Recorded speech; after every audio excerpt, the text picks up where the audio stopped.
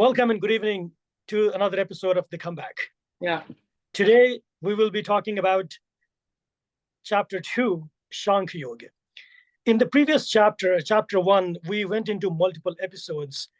As we have discussed previously, it is designed for people who have no knowledge of the Bhagavad Gita or any Hindu scripture.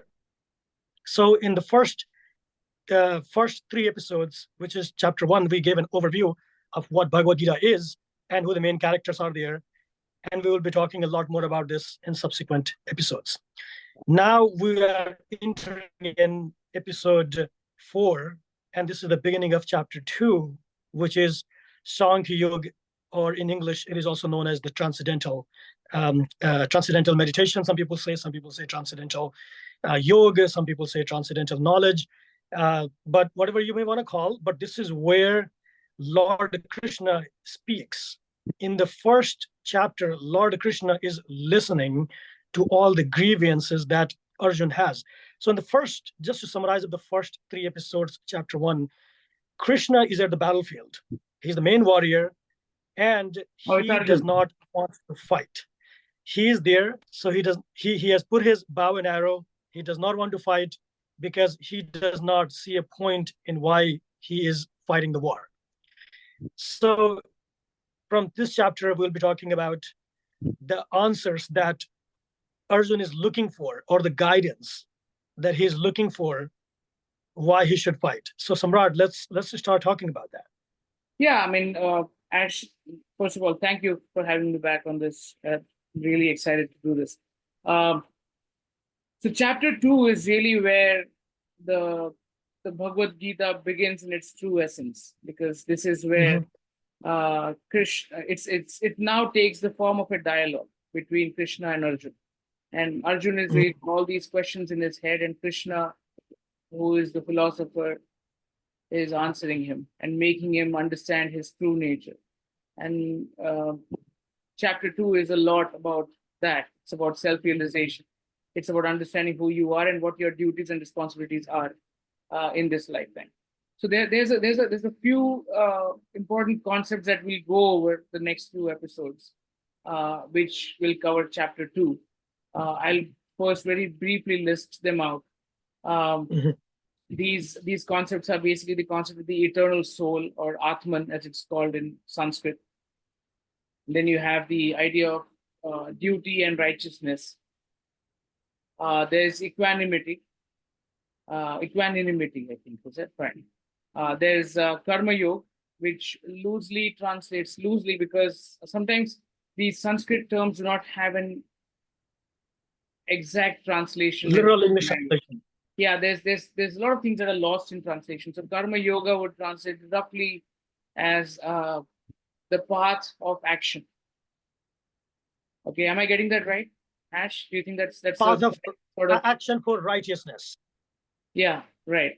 And then the idea of what are the qualities of a wise person, and we have to define what wise means. It's not merely by education or someone who can read or write, but wisdom is a far bigger and deeper concept than just being educated or being knowledgeable.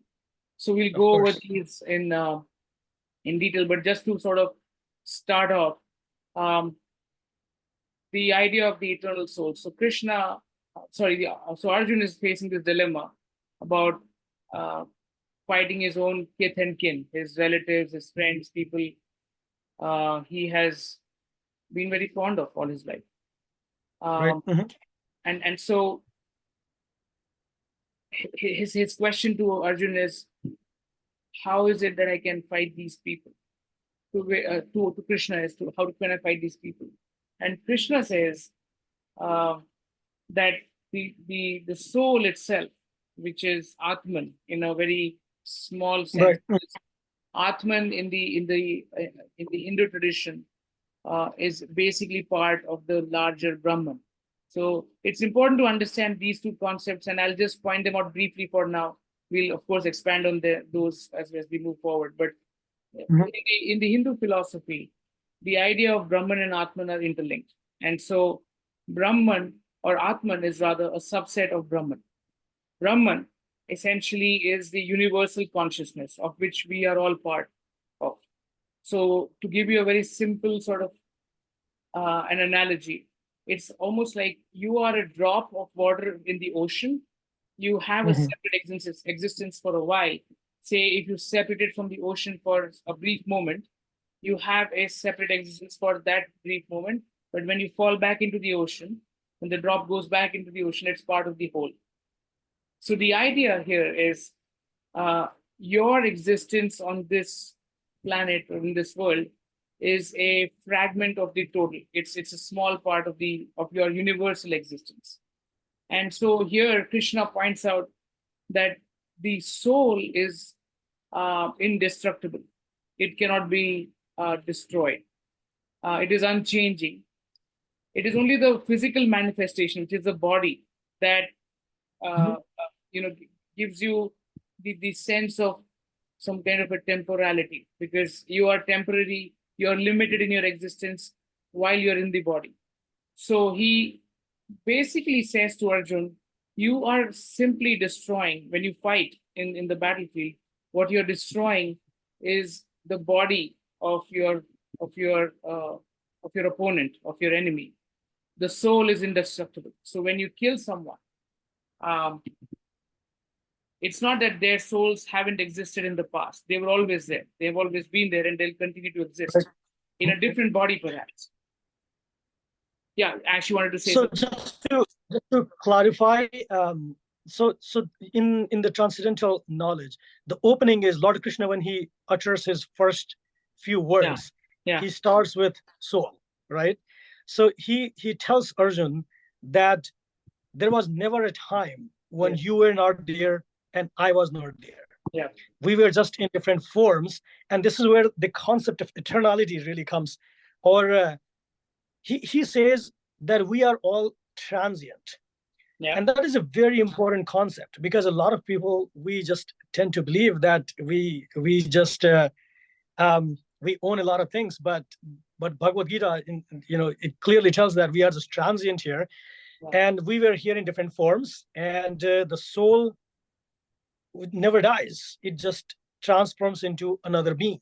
So the soul was there, and then the soul, it just comes into some bodily form, and yeah, then one day the soul leaves the body.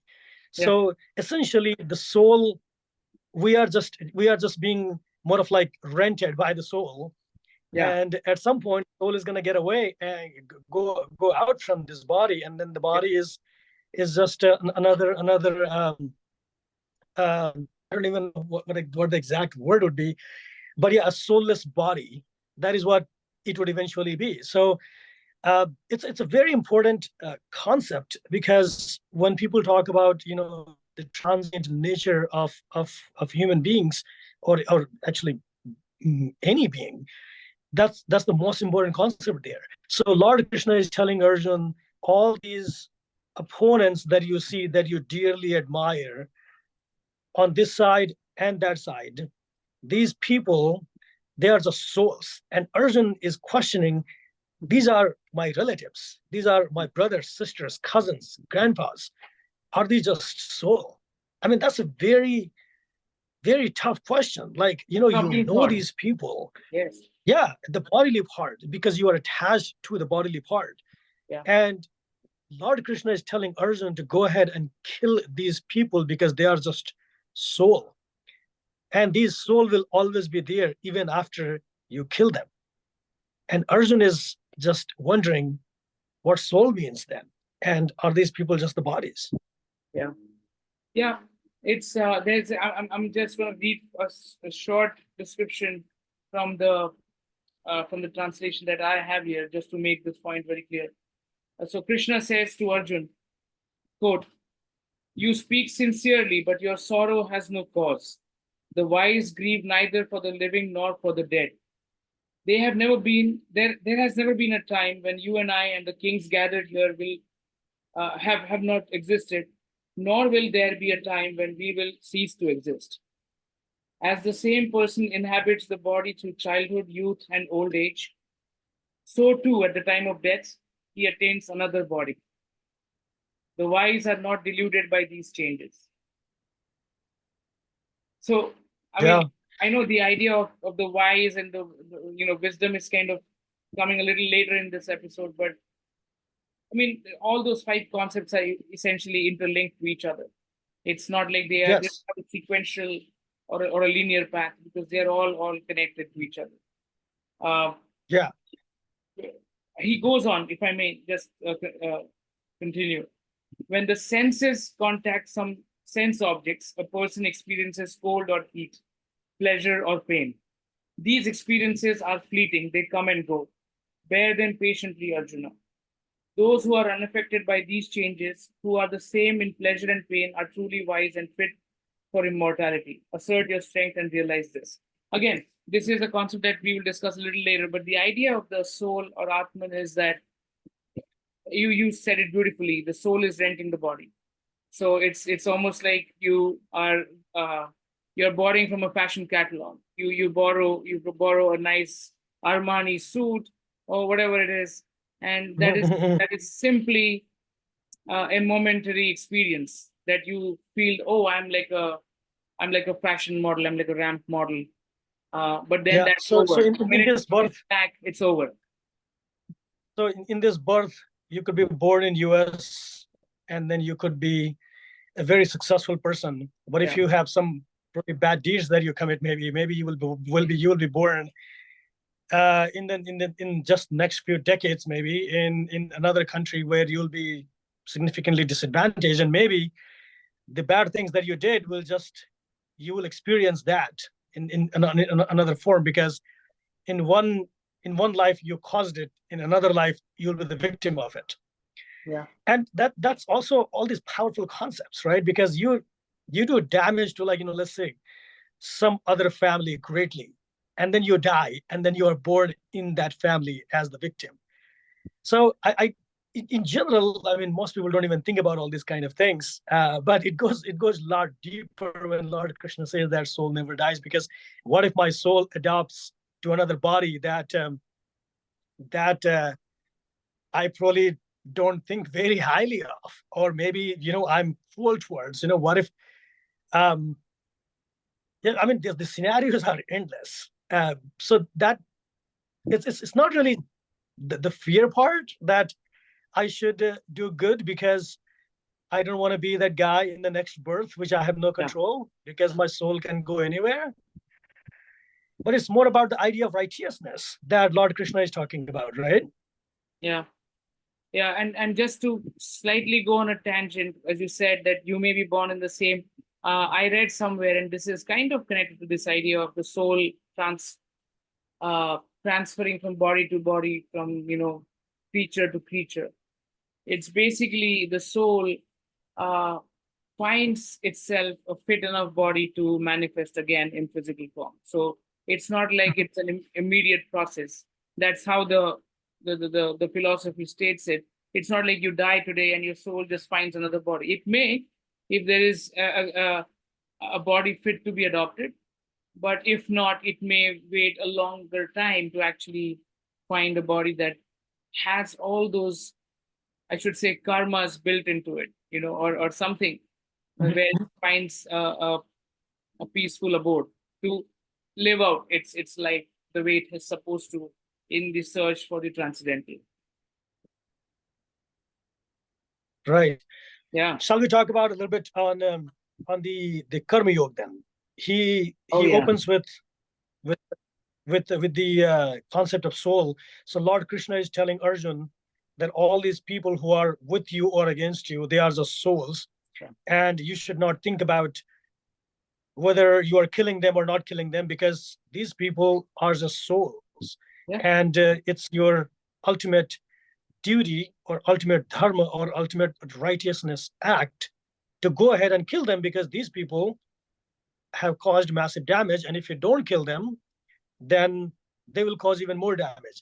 And Lord Krishna is trying to answer these questions to Arjun, but Arjun is in very big dilemma. And then he asks, even if I kill these people, what am I going to get? And what pleasure will I derive even after I defeat these people who are there to kill me. And I also know that if I don't kill them, they will probably kill us, or they will probably not let us live.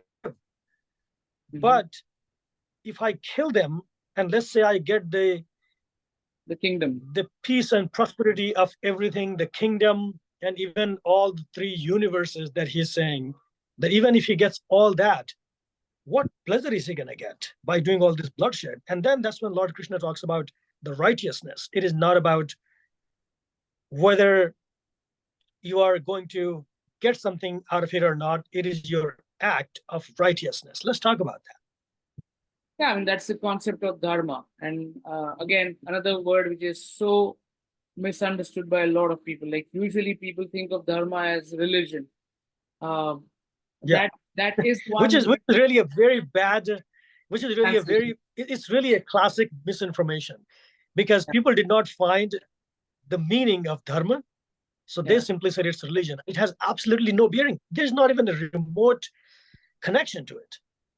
Yeah, because religion is mostly an institutional concept, whereas the idea of dharma connects with duty and righteousness, and so it is very different from religion, which dictates, like, oh, this is what you need to do, this is what you don't need to do, this is what you can do, right? But the idea of dharma is basically fulfilling your duty, and that's why it also has another, I would say, conjoined word, which is swadharma.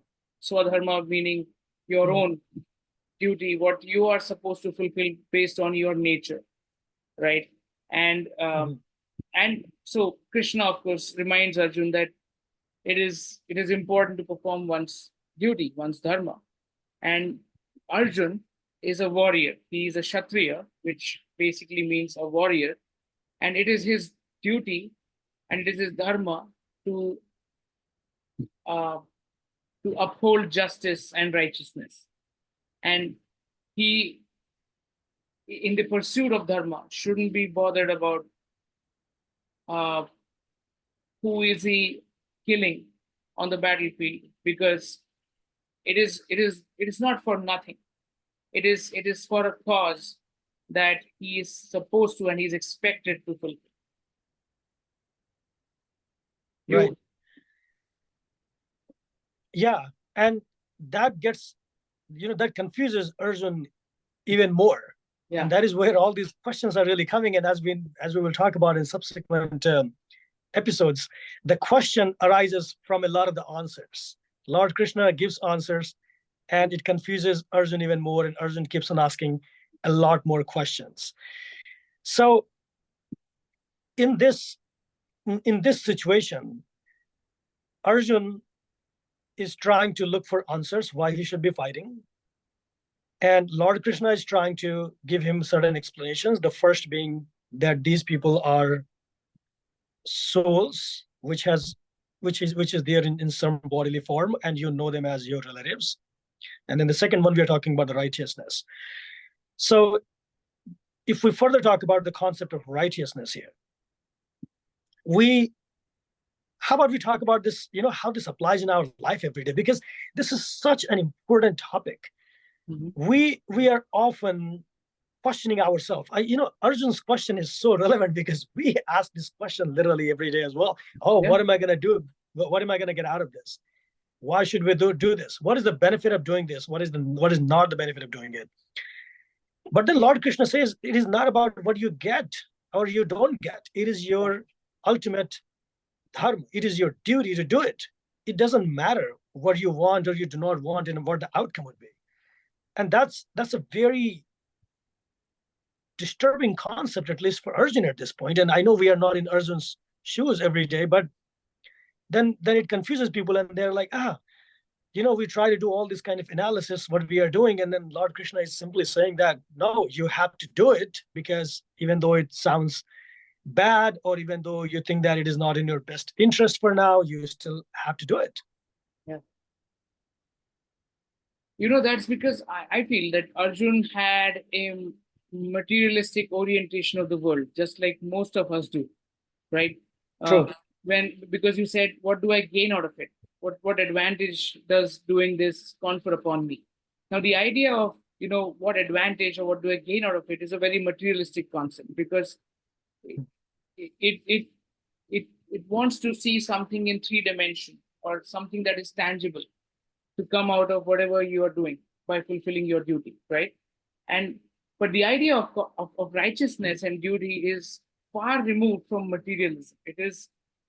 It's a transcendental, it's a spiritual concept, which is just doing what is expected of you, regardless of what the material or immaterial consequences may be, right? And so,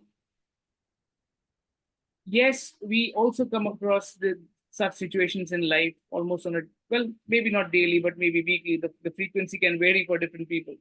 But Sure. the idea is, when you look at a situation and there is that inner voice that tells you to do something, but we betray our own inner voice and we say, no, but what am I going to get out of it? We are basically relegating the spiritual to the material dimension, because we immediately come down to the level of, if I know this is the right thing to do, because that's just how your intuition is telling you, or your inner voice is telling you, like in any situation, this is the right thing to do. But almost immediately our vices take over, or the voices of our vices take over, and they ask us these sort of material questions like, hey, okay, I know this is the right thing to do, but what's in it for me? And even though Arjun had a lot to gain from it, but Krishna was clearly not talking from that point of view. He wasn't saying, oh, but you will win this. If you do this, you're going to win the kingdom and you'll be a king, or you'll be one of like the regents or whatever. Krishna was saying what happens at the end of this, what outcomes come, is really immaterial. At this moment, what you need to do is wage a war, because that is how you uphold dharma. That is how And you. Krishna also says that there is no guarantee that the outcome will be in your favor. Yeah. You may win, you may also lose. Yeah. But still, it is your duty to fight this war, because that is in the interest of dharma. And if people like you do not follow dharma, then there will be a defeat of dharma. So he introduces this powerful concept that if people who are qualified to protect dharma, if those people choose not to protect dharma, then there will be a disaster.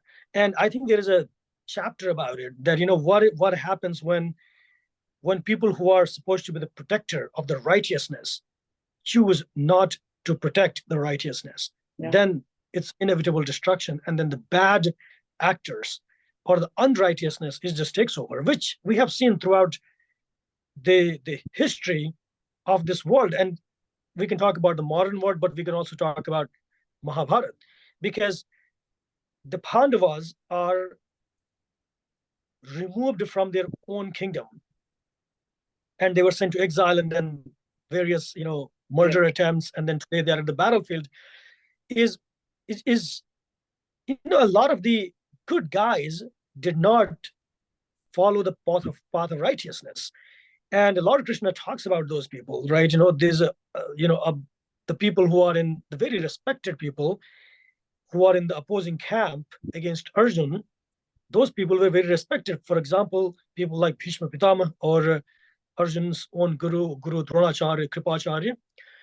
Those people, even though they were very good people, but when the time came to act in the interest of the righteousness, then they were not there. So Lord Krishna makes a point that dharma gets destroyed and adharma takes over, because the good people choose not to defend dharma. And that is why we are at this battlefield. Yeah. I was actually also thinking, and this might seem like a counterpoint, but it really isn't. I'm just let me try to phrase it accordingly. Dharma, as we understand it, for the most part, is about righteousness. But I would also argue that dharma is also the responsibility or the duty of each individual soul, depending on the level of consciousness that they operate from. So, in some way, because there's also a part of the Mahabharata that says that Kurukshetra is also Dharma Kshetra, which means the battlefield of Dharma. Mhm. In some sense, if you think about it, and I might sound very contrarian here, but the opposing camp was also fulfilling its Dharma from its level of consciousness. Now, its level of consciousness Sure. was probably much lower, right? And Mhm. so Duryodhan and so say, let's say Duryodhan was fulfilling his Dharma because he believed that, or his soul believed that having the kingdom was his right. And so he was Mhm. fulfilling his Dharma. Bhishma Pitama and Guru Dronacharya and Kripacharya, viewed from the angle of righteousness, might seem like they were unrighteous people. But viewed purely from the angle of Dharma, were fulfilling the Dharma of protecting the kingdom. Because they Correct. were, like Bhishma, had taken a vow that he will protect the kingdom at all costs. And so, Yes. in this specific situation, although the Pandavas were on the side of righteousness, when it came to the Rashtra Dharma or the state Dharma, if you will, or the Dharma of the kingdom, all of them, Dronacharya, Kripacharya, Bhishma, were really fulfilling their Dharma by protecting the kingdom, which they had sworn Mhm. kind of allegiance to. So again, I'm Mhm. not trying to say that Krishna was. No, that's actually a very, very good point. Actually, Lord Krishna does try to clarify that in some of the verses in the Gita. Yeah. So this is not part of exact Bhagavad Gita, but it's broader part of Mahabharata, where when the Pandavas were treated really badly, and the most infamous being the Pandava's wife Draupadi, Draupadi. when she was being, Unrobed. Yeah. yeah, her clothes were being, Yeah. taken off in the kingdom where all these warriors were sitting from both sides, both sides of the cousins with their grandfather as well, great grandfather, as well as all these gurus, right? But when all those bad things were happening, everyone was sitting. Although they were mad, they did not like it, Yeah. but they did not get up to protect her. So Lord Krishna says in one of the verses that the righteousness gets defeated and the unrighteousness wins only because of those particular situations. And he says these warriors who could not protect their own wife from the act of unrighteousness, Yeah. how would they protect someone else's wives or daughters? Yeah.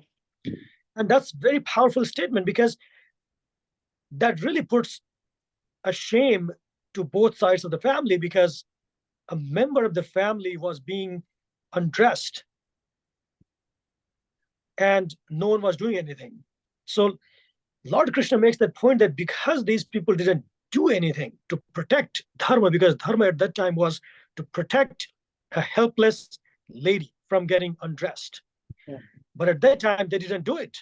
And that is why they deserve punishment, because Yeah. they did not stand up for dharma. So in a lot of sense, Lord Krishna is telling that it doesn't matter what you feel. And this is the concept of karma yoga, right? It doesn't matter what you feel. Let's say you are telling every day how you feel about a certain thing and how good you are. But if you do not get up, like Bhishma Pitama or Guru Dronacharya, Kripacharya, they did not get up. That's the only difference. They did not like it, but they did not get up from their chairs and pull the weapon to protect the lady. They did not do it. So regardless of what you feel, if you do not take action, there is no karma yoga and there is no protection of dharma. So if you are one of those people, including myself, like if any of you are that kind of people who thinks the right way but does not act when Yeah. you see dharma is getting destroyed and unrighteousness is taking over, you are supporting adharma.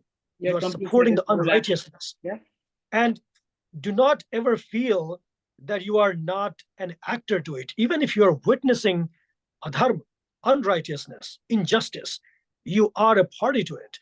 And that we see this every day. People love to complain, but people do not take action, because taking action requires a lot of gut and often controversial, and makes a lot of things very challenging in life.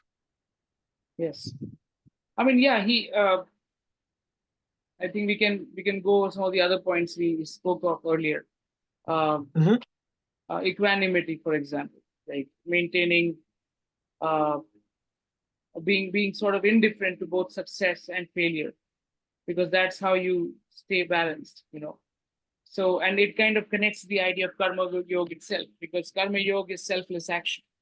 Now, if you have selfless action, which basically means, it doesn't mean, again, karma yoga is very, it's a very misunderstood concept. People usually say, just do the action and don't worry about the consequences, or, you know, don't worry what happens. It's not that, because humans will always be anxious, as Arjun was, or as anybody on that battlefield was. They were all anxious as to what the outcome of the war will be.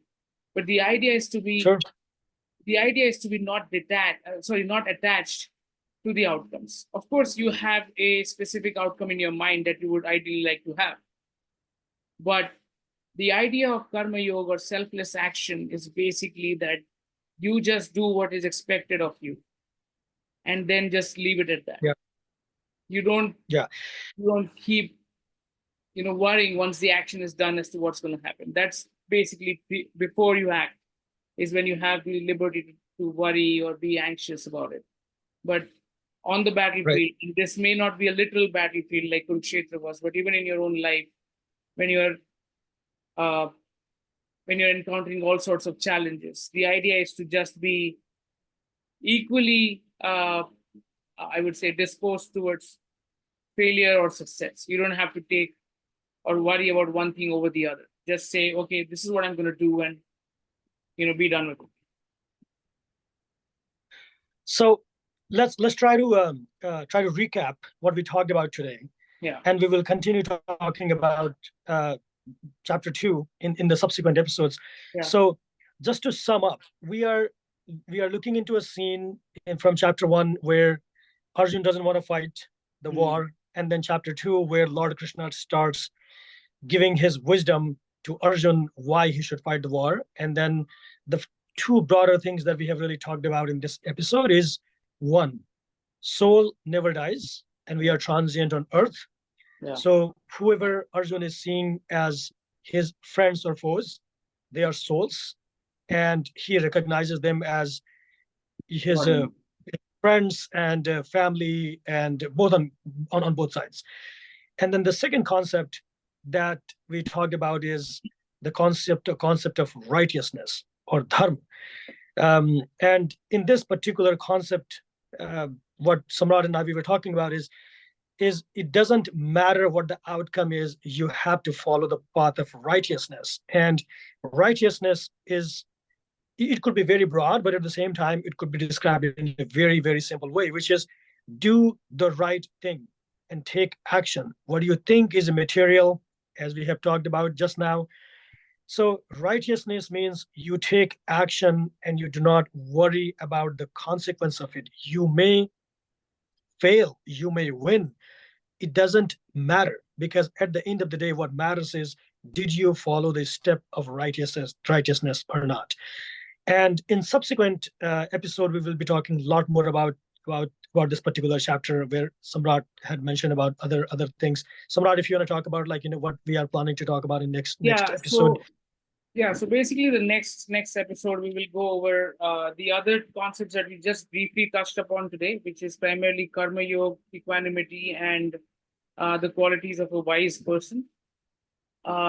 Those are very deeply connected to the first two concepts, but they are their own definitions and broader ideas by themselves. So in the next episode we will go in much more detail on those concepts, and Great.